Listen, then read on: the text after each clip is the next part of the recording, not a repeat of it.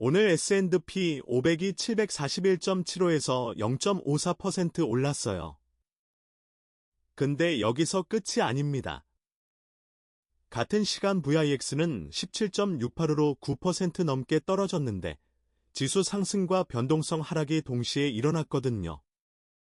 끝까지 보면 이 세 가지 신호를 어떻게 읽고 내 계좌에 반영할지가 나옵니다. 보통 지수가 오르면 좋은 거 아닌가 싶죠. 근데 어느 자산이 주도했는지가 중요합니다. 어제 S&P 500은 플러스 0.54% 올랐지만 내스닥 마이너스 100은 플러스 0.59%로 기술주가 더 강했고 다우 30은 플러스 0.73%까지 올라갔어요. 11개 섹터 중 9개가 올랐다는 건 광범위한 상승이란 뜻인데 동시에 상승폭이 작다는 게 포인트입니다.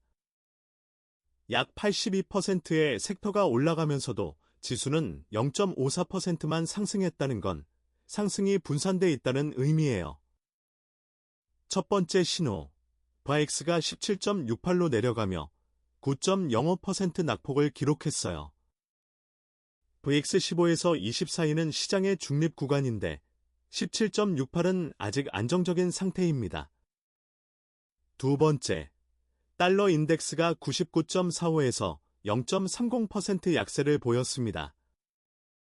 약한 달러는 해외 자금 유입에 유리하지만 동시에 성장주 멀티플을 낮춰요. 세 번째가 핵심인데 10년물 수익률이 4.49%까지 올랐어요. 여기가 중요합니다. 10년물이 4.5%를 넘으면 성장주 할인율이 급격히 높아진다는 게 시장 통념입니다. 지금 4.49%는 그 경계선 바로 아래란 뜻이죠. 거래량은 S&P 500 SP 5,690만 주, 내스닥 마이너스 100 QQQ 5,120만 주로 평년 수준을 유지했습니다.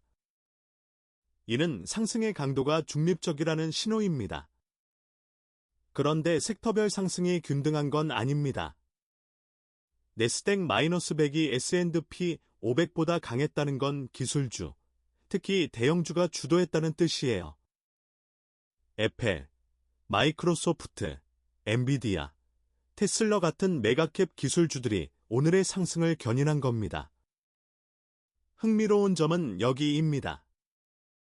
메가캡 기술주는 올라가는데 중소형 기술주나 성장주의 상승폭은 상대적으로 작았다는 거죠. 이건 시장이 크고 안정적인 기업을 선호하고 있다는 신호입니다. 11개 섹터 중 9개가 올랐다는 광범위한 상승 자체는 긍정적 신호예요. 근데 그 상승의 무게 중심이 어디 있는지가 달라요. 금융과 에너지 같은 경기민감 섹터가 강했다면 위험 선호 모드가 여전하단 뜻인데 기술주 대형주 주도라면 확실한 것에만 돈이 몰린다는 의미입니다. 그래서 현재 상황을 정리하면 지수는 올라가는데 올라가는 방식이 안전 자산 선호입니다. 메가캡은 올라가고 성장성 높은 중소형주는 상대적으로 약하단 뜻이에요. 더 중요한 건 10년물 수익률입니다. 4.49%는 금리 인상 종료, 금리 인하 대기 국면에서 나오는 수치입니다. 만약 인플레이션 지표가 다시 올라오면 4.5%를 넘을 가능성이 높은데 그 순간 성장주 평가 기준이 바뀝니다. 지금의 상승은 단기 랠리의 가능성이 있다는 뜻이에요. 다음 주에 인플레이션 지표나 연준 발언에 따라 시장의 리스크 성향이 180도 바뀔 수 있기 때문입니다. 자, 그럼 뭘 해야 할까요? 먼저 내 포트폴리오를 두 가지 관점에서 점검해야 합니다. 첫 번째, 메가캡 기술주 vs 중소형 성장주의 비중. 오늘 매그니% 7이 주도했다는 건 그 외 성장주는 상대적으로 약했다는 의미입니다. 내 계좌에서 중소형 성장주 비중이 높다면 향후 10년물이 4.5%를 넘으면서 성장성 재평가가 일어날 때 타격을 받을 수 있다는 뜻이에요. 두 번째, 포지션의 변동성 프로파일. VIX가 지금 17.68이지만 만약 인플레이션 서프라이즈가 나오면 X20선을 돌파할 가능성이 있습니다. 이때 변동성이 높은 종목들의 손실이 더 클 수 있다는 뜻입니다. 세 번째, 다음 주의 경제지표 스케줄을 미리 확인하는 것, 특히 금요일 CPI 발표 전까지는 대량의 포지션 변경을 피하는 게 현명합니다. 선택지는 A. 내 성장주 비중 조정 B. 변동성 해지 추가 C. 다음 주 지표까지 대기 시장 상황에 맞춰 선택하세요. 물론 이 분석이 100% 맞다고 보장할 수는 없습니다. 가장 큰 반론은 이것입니다. 섹터 11분의 9 상승, 82% 커버리지 은 광범위한 강세를 보여줍니다. 만약 시장이 여전히 강한 리스크 선호 모드에 있다면 10년물 4.49%도 금리 인하 신호로 해석될 수 있다는 뜻이에요.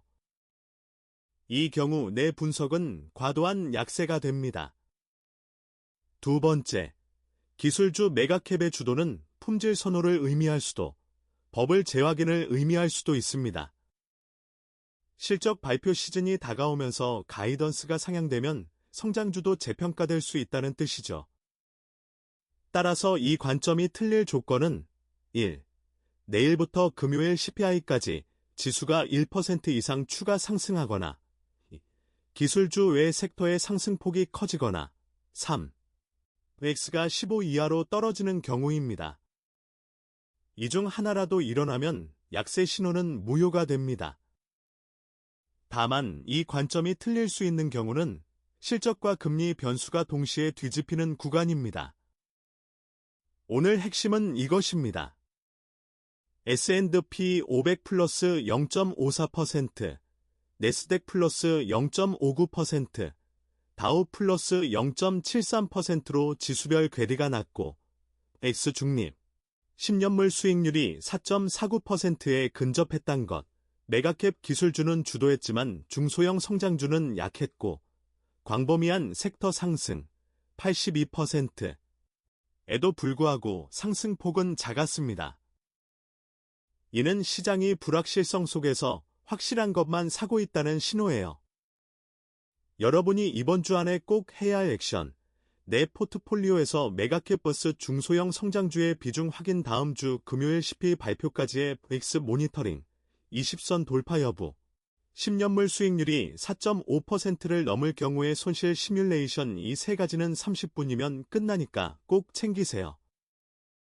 자세한 데이터와 섹터별 상세 분석, 그리고 실시간 매그니퍼센트 7선과 추적은 인베스트큐스 블로그의 전체 대시보드에서 확인할 수 있습니다.